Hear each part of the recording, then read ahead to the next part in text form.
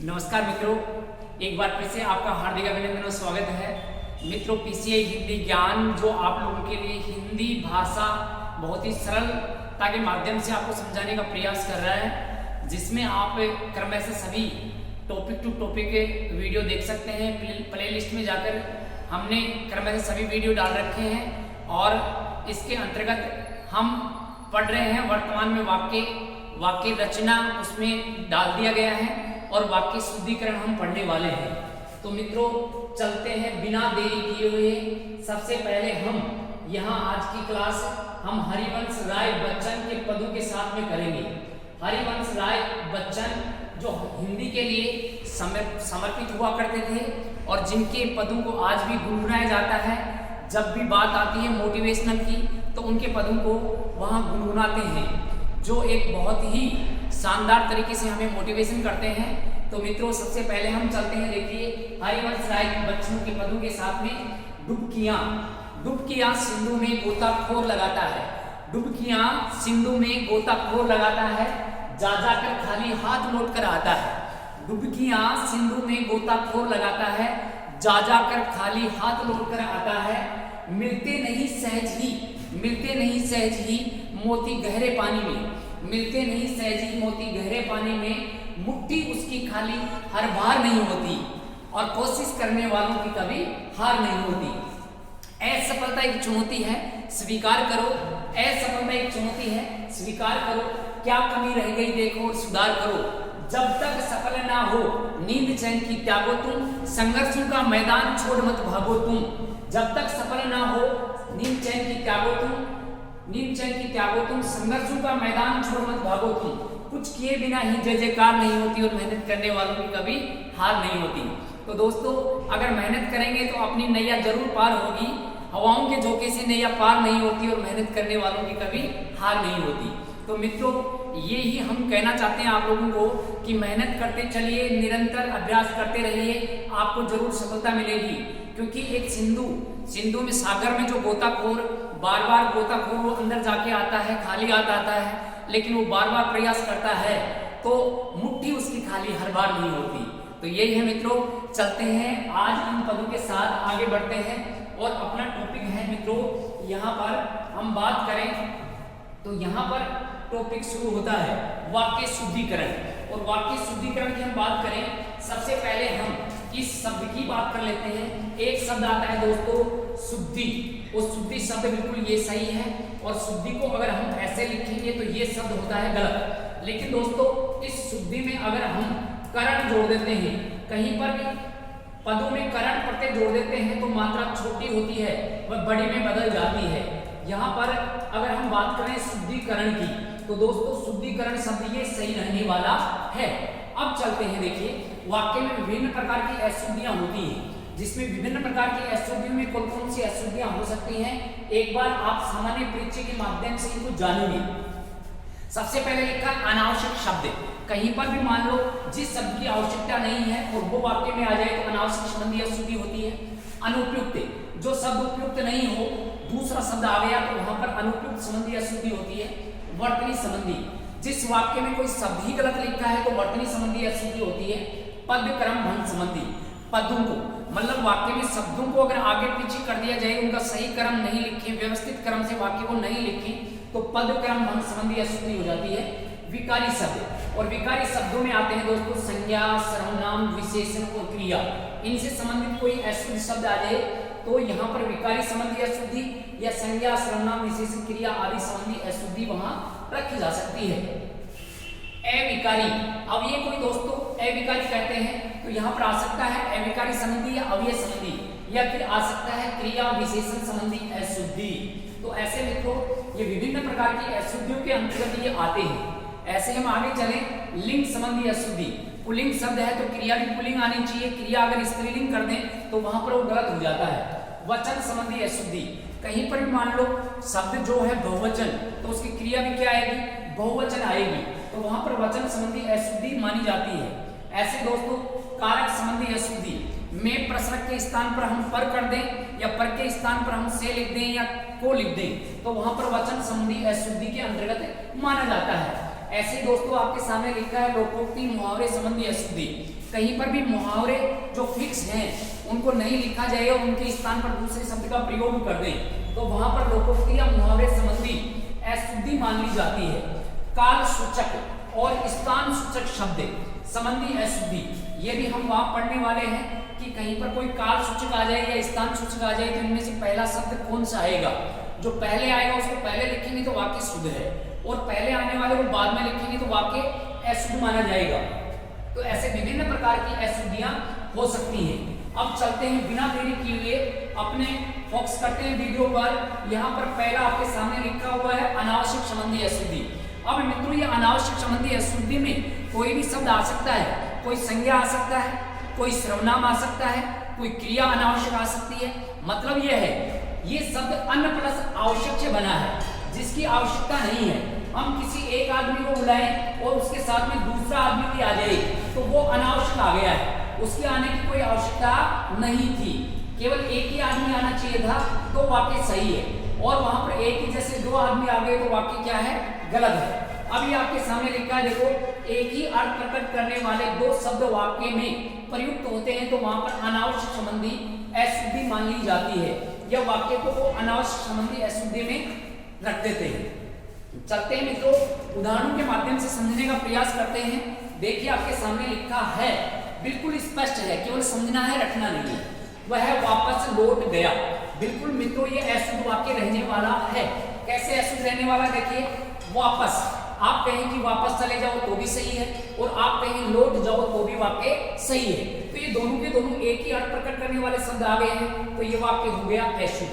अब इस वाक्य को दो प्रकार से शुद्ध किया जा सकता है, क्योंकि वापस का अर्थ भी वही होता है जो लौट का अर्थ होता है। तो वाक्य लिखा हुआ है वह वापस गया तो भी वाक्य सही है, और वह लौट गया तो भी वाक्य क्या है, सही है। अब इससे आपको निर्धारण हो गया होगा, पता चल गया होगा कि यहाँ पर दो शब्द आए हैं जो दोनों एक ही अर्थ प्रकट कर रहे हैं, तो वहां पर ये अनावश्यक संबंधी अशुद्धि मानी जाएगी। अब मित्रों चलते हैं आगे चलते हैं। ऐसे ही अपने वाक्य आपके सामने आएंगे। देखिए इसके बाद फिर क्या हुआ, तो दोस्तों आप चाहे फिर बोल दो या इसके बाद बोल दो, एक ही बात है। ये दो शब्द एक ही वाक्य में आ गए तो वाक्य क्या हो गया, देखिए गलत हो गया है। अब वाक्य को सही करेंगे तो या तो आएगा इसके बाद या आएगा फिर। तो इसके बाद क्या हुआ तो भी वाक्य का सही भाव समझ में आ रहा है, और फिर क्या हुआ तो भी वाक्य सही है। तो ये अनावश्यक संबंधी अशुद्धि के अंतर्गत माना जाएगा। फिर चलते हैं मित्रों आगे। ऐसा ही वाक्य आपके सामने लिखा है। देखिए मौर्य काल के दिनों में इतना जाति द्वेष नहीं था। मौर्य काल, काल बोल दो, दिन बोल दो, समय बोल दो, एक ही बात है। तो यहाँ पर मित्रों काल आ गया है तो समय को या दिन को आने की आवश्यकता नहीं थी, तो ये वाक्य हो गया देखिए अशुद्ध। फिर देखिए इस वाक्य को शुद्ध बनाते हैं। मौर्य काल में इतना जाति द्वेष नहीं था, तो के दिनों को हमें हटाना पड़ेगा, ये अनावश्यक आ गया है। तो मौर्य काल में इतना जाति द्वेष नहीं था, वाक्य शुद्ध रहने वाला है। और काल के दिनों में लिखा है तो वाक्य अशुद्ध रहने वाला है। ऐसे चलते मित्रों रविवार के दिन, राम लिखा हुआ है, राम रविवार के दिन आएगा। तो दोस्तों आप बताइए, देखो ये बिल्कुल साधारण सी बात है। चाहे आप ऐसे बोल दो कि आज कौन सा वार है, या बोल दो कौन सा दिन है, एक ही बात है। तो यहाँ पर वार और दिन दोनों एक ही अर्थ प्रकट करने वाले वाक्य में आ गए हैं, तो वाक्य क्या हो गया है, तो गलत हो गया है। देखिए लिखा है राम रविवार को आएगा, तो वाक्य क्या है, सही है। तो हमें समझना है, रटना नहीं है। वार और दिन एक ही है, तो ऐसे दो शब्द वाक्य में एक जैसे आ गए हैं तो अनावश्यक संबंधी अशुद्धि है। यहाँ पर दोस्तों आप ऐसे भी कर सकते हैं। देखिए वार एक संज्ञा है, दिन भी एक संज्ञा है, तो हम करें तो यहाँ पर अनावश्यक संज्ञा आ गई है। अनावश्यक क्या आ गई है मित्रों, संज्ञा। संज्ञा को हम अलग से नहीं पढ़ेंगे। देख लो यहाँ पर आ गया वार और दिन, ये संज्ञा है, तो यहाँ पर अनावश्यक संज्ञा शब्द आ गया है। ऐसे मान लो काल या दिन है तो ये संज्ञा संबंधी अशुद्धि हो गई, क्योंकि यहाँ पर ये संज्ञा शब्द रहने वाले हैं। फिर चलिए आगे मित्रों, आपके सामने लिखा है बालक 20 तारीख के दिन चला गया। 20 तारीख के दिन चला गया। तो मित्रों 20 तारीख भी लिखा है और दिन भी लिखा है, तो ये हो गया वाक्य गलत, और इस वाक्य को रखेंगे हम अशुद्ध में। तो शुद्ध वाक्य कैसे रहेगा? के दिन तो आप हटा ही देना। ऐसे शुद्धि में पूछा जाए के दिन, के दिनों, के समय, ऐसे वाक्य तो गलत रहने वाले हैं। बालक 20 तारीख को चला गया, बिल्कुल वाक्य शुद्ध रहने वाला है। और 20 तारीख लिखा है, कितनी तारीख मित्रों? 20 तारीख। तो यहाँ पर हम बात करें तो आगे ये वाक्य शुद्ध है। मोहन प्रातः काल, फिर से आ गया के समय के दिन, के समय के दिन, के समय के दिन, के दिनों, ऐसे आप याद रख सकते हैं। ऐसे वाक्य बिल्कुल अशुद्धि के अंतर्गत रखे जाते हैं।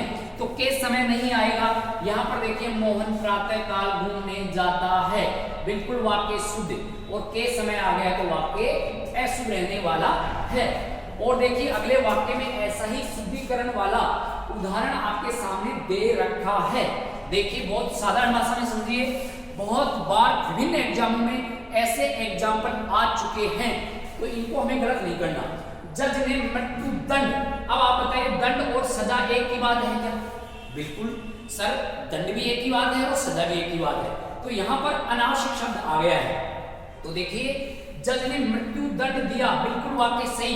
और मृत्यु दंड की सजा दी तो वाक्य क्या है मित्रों? गलत रहने वाला है।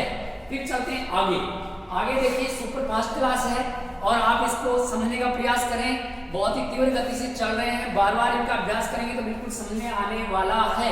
क्योंकि एसएससी जीडी में समय भी काफी कम रह चुका है और इनको समझते हुए आप चलें। किसी और दूसरे, अब बताओ मित्रों, और शब्द और दूसरे शब्द एक ही है क्या? ऐसे बोलते हैं कि किसी दूसरे से पूछो, किसी और से पूछो, तो बिल्कुल ये दोनों के दोनों शब्द एक ही अर्थ प्रकट करने वाले हैं। तो या तो और को हटा दो या दूसरे को हटा दो, दोनों में से एक को हटाएंगे, नहीं तो वाक्य कैसा है? अशुद्ध रहने वाला है।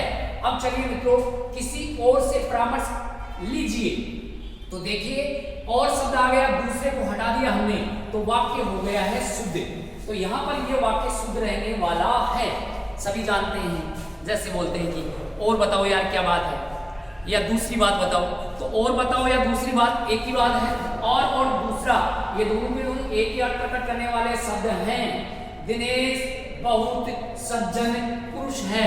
तो दोस्तों यहाँ पर सज्जन लिखा है तो सज्जन पुरुष के लिए आता है, ये पुरुष लिखने की आवश्यकता यहाँ पर नहीं थी। तो मित्रों अनावश्यक संबंधी अशुद्धि और वाक्य शुद्ध है, दिनेश बहुत सज्जन है, तो बिल्कुल ये वाक्य सही रहने वाला है। ऐसे आपको ध्यान रखना है, दिनेश बहुत सज्जन है वाक्य सही, और बहुत सज्जन के साथ पुरुष आ जाए तो वाक्य गलत है।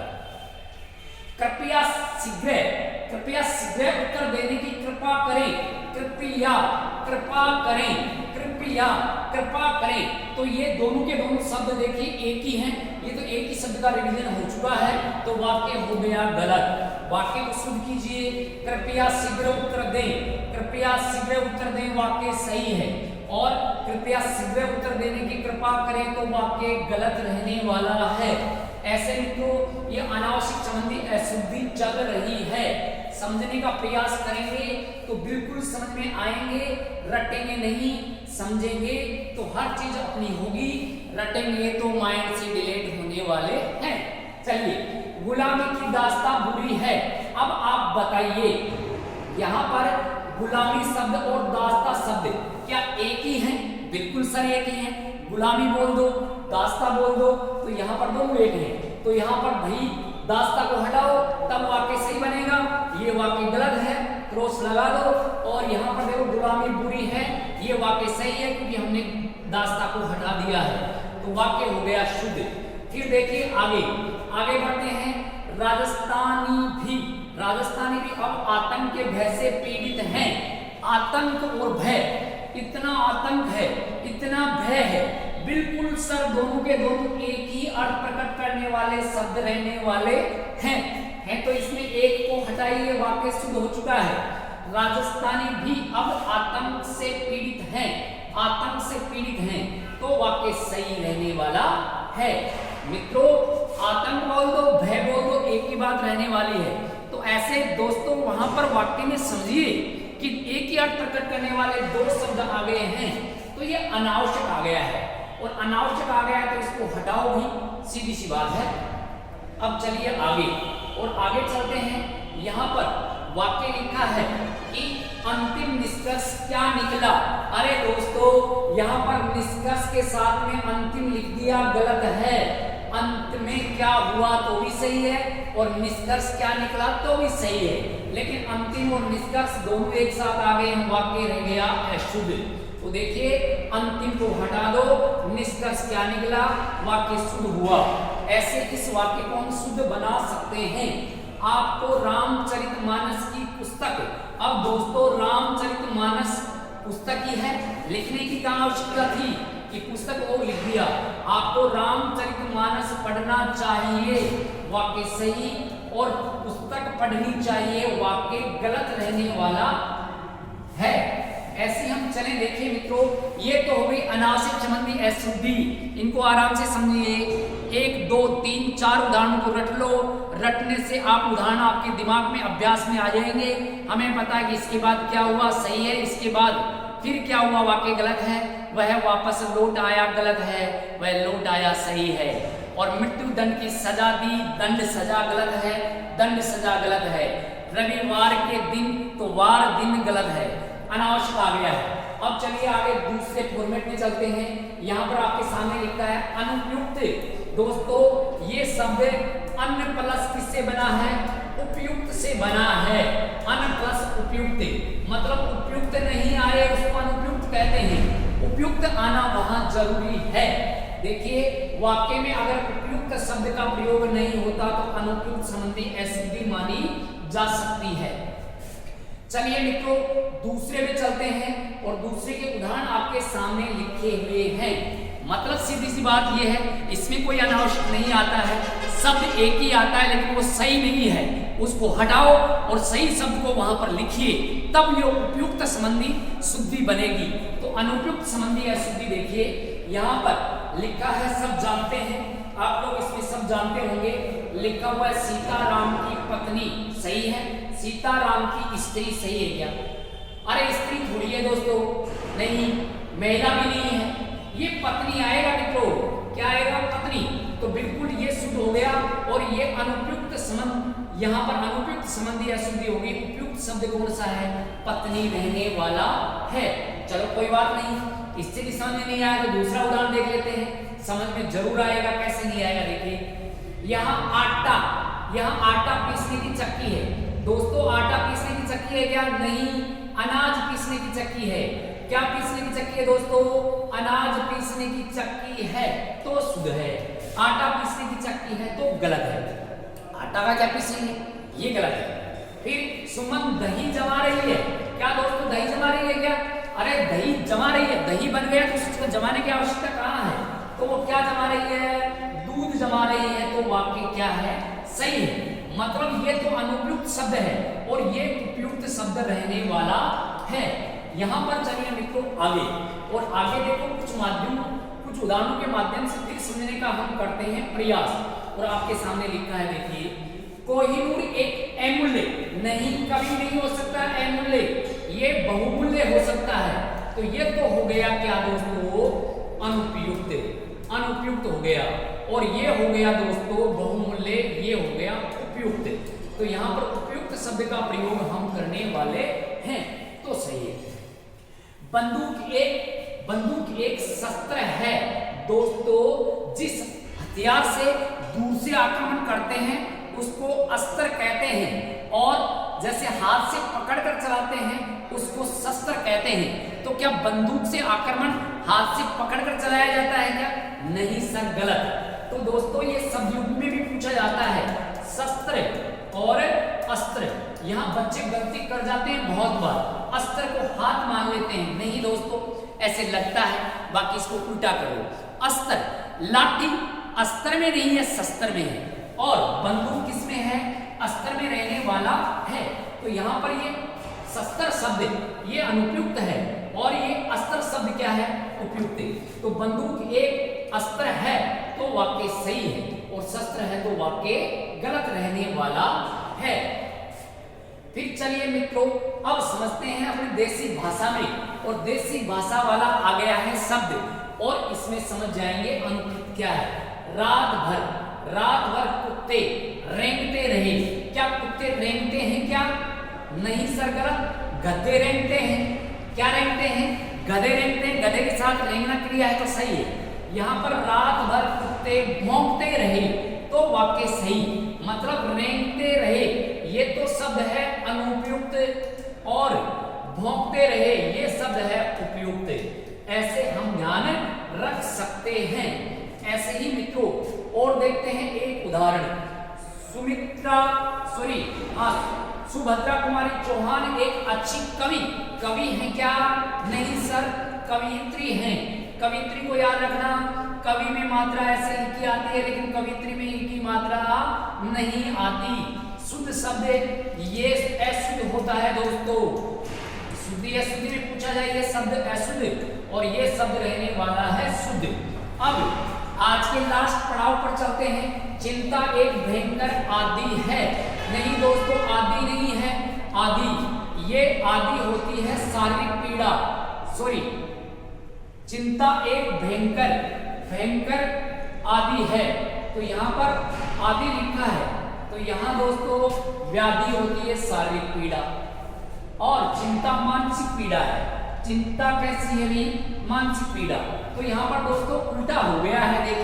देखिए मैंने लिखा भी नहीं आगे कि शुद्ध कौन सा है, यहाँ लिख देंगे चिंता एक भयंकर व्याधि है तो ये दोस्तों अशुद्ध है, अशुद्ध वाक्य है। कैसे है सर? देखिए सुनिए, व्याधि कहते हैं शारीरिक पीड़ा को और चिंता क्या शारीरिक पीड़ा है क्या? नहीं सर, मानसिक पीड़ा है। तो व्याधि होता है शारीरिक पीड़ा और आदि होता है मानसिक पीड़ा। तो यहाँ पर मित्रों 1 नंबर तो सही है और 2 नंबर रहने वाला है गलत। तो ये भी देखो शब्द में पूछे जाते हैं। आदि मानसिक पीड़ा, व्याधि शारीरिक पीड़ा, आदि आरंभ, आदि आदत। ऐसे ही कुछ शब्दयुग्म के अंतर्गत आते हैं जो शब्दयुग्म के माध्यम से पूछे जाते हैं। ये तो हो गई मानसिक पीड़ा। मानसिक पीड़ा कैसी पीड़ा दोस्तों? मानसिक। और ये हो गई शारीरिक पीड़ा हो जाएगी। कौन सी पीड़ा हो जाएगी दोस्तों? शारीरिक पीड़ा होने वाली है। शारीरिक पीड़ा हो गई। और ये हो गया आरंभ, किसी शब्द की शुरुआत। और ये हो गई आदत, ये हो गई आदत, मतलब लत पड़ गई, आदत बढ़ी, लत बढ़ी, आदत बढ़ी, लत बढ़ी। और यहाँ आदि है आरंभ और यहाँ पर ये आदि ये मानसिक पीड़ा है। तो यहाँ पर दोस्तों 1 नंबर तो है सही और 2 नंबर क्या है? गलत रहने वाला है। फिर चले मित्रों आगे। कर्सन ने कंस की हत्या की। दोस्तों अगर सत्य कार्य के लिए किया जाता है तो हत्या नहीं वध होता है। मतलब ये है कि सत्यता के लिए लड़ता है और अगर उसके हाथ से कोई मारा जाता है तो वो वध में आता है। जैसे राम ने रावण का वध किया, वहां पर हत्या नहीं वध है। तो यहाँ पर कर्सन ने कंस का वध किया सही है, हत्या की गलत है। आकाश में झंडा लहरा रहा है। कभी भी झंडा लहराता नहीं है, फहराता है। पहरा रहा है तो सही है और लहरा रहा है तो गलत है। ये वाक्य है गलत और ये वाक्य रहने वाला है शुद्ध। अब देखिए दोस्तों लास्ट वाक्य की तरफ चलते हैं। हाथी पर काठी बांधो। काठी नहीं होती दोस्तों, ये होता है होदा और होदा रखा जाता है, बांधा नहीं जाता है। ऐसे में तो हाथी पर काठी बांध दो गलत है और हाथी पर होदा रख दो तो वाक्य सही रहने वाला है। वाक्य शुद्धिकरण में 2 पड़ाव हमने पूर्ण कर लिए हैं। एक तो अनावश्यक संबंधी अशुद्धि और एक अनुपयुक्त संबंधी अशुद्धि। अब मित्रों इनको आप बार-बार पढ़िए, अभ्यास कीजिए, समझने का प्रयास कीजिए, आपको जरूर समझ में आएंगे। 2 ही प्रकार के बताए हैं, एक अनावश्यक जिसमें 2 शब्द आ जाते हैं, एक की आवश्यकता नहीं। एक अनुपयुक्त जो उपयुक्त नहीं, वो शब्द नहीं आया, कोई और ही आ गया, तो वहां पर अनुपयुक्त संबंधी अशुद्धि मानी जाएगी। आप इनको ऐसे ध्यान रख सकते हैं कि किसी शादी में मोहन को बुलाया था लेकिन सोहन चला गया तो अनुपयुक्त है, क्योंकि मोहन का जाना जरूरी था, सोहन चला गया गलत हो गया, तो अनुपयुक्त संबंधी अशुद्धि है। और किसी शादी में केवल और केवल सोहन को बुलाया लेकिन सोहन के साथ मोहन भी चला गया तो वो अनावश्यक चला गया, वो अनावश्यक संबंधी अशुद्धि के अंतर्गत रहने वाला है। तो मित्रों ऐसे आप इनको ध्यान रख सकते हैं और ये आप लोगों के लिए कहीं न कहीं साबित होंगे, वरदान साबित होंगे और आप लोगों को ये मोटिवेशनल देंगे। तो आप इनको ध्यान रखिए और हरिवंश राय बच्चन के इन पदों को गुनगुनाते रहिए। एक बार फिर से देख लेते हैं। डुबकियां सिंधु में गोताखोर लगाता है, डुबकियां सिंधु में गोताखोर लगाता है, जा जाकर खाली हाथ लौट कर आता है, मिलते नहीं सहज ही मोती गहरे पानी में, मिलते नहीं सहज ही मोती गहरे पानी में, मुट्ठी खाली उसकी हर बार नहीं होती और मेहनत करने वाले की कभी हार नहीं होती। असफलता एक चुनौती है, स्वीकार करो, क्या कमी रह गई देखो, सुधार करो, जब तक सफल ना हो नींद चैन को त्यागो तुम, संघर्षों का मैदान छोड़ मत भागो तुम, कुछ किए बिना ही जय जयकार नहीं होती, हवाओं के झोंके से नैया पार नहीं होती और कोशिश करने वाले की कभी हार नहीं होती। ठीक है मित्रों, फिर चलते हैं अगले वीडियो के साथ में आपसे रूबरू होंगे। तब तक के लिए अपने मित्र सांवर सर को दीजिए इजाजत। जय हिंद, जय भारत। एक बार फिर से बोलता हूं कि हार नहीं माननी है, रक्त बहा संगार करूं, रक्त बहा संगार करूं, ये खामोश यहाँ तलवार नहीं, ये धरती है महाराणा की, हार यहाँ स्वीकार नहीं, हार स्वीकार नहीं करनी है। महाराणा अंतिम दम तक लड़ता रहा, अंतिम सांस तक लड़ता रहा, वैसे भी हम लड़ते रहेंगे अपने माता पिता के लिए, अपने भविष्य के लिए, और लड़ते रहेंगे तो आपको सफलता जरूर मिलने वाली है। ठीक है मित्रों, जय हिंद, जय भारत।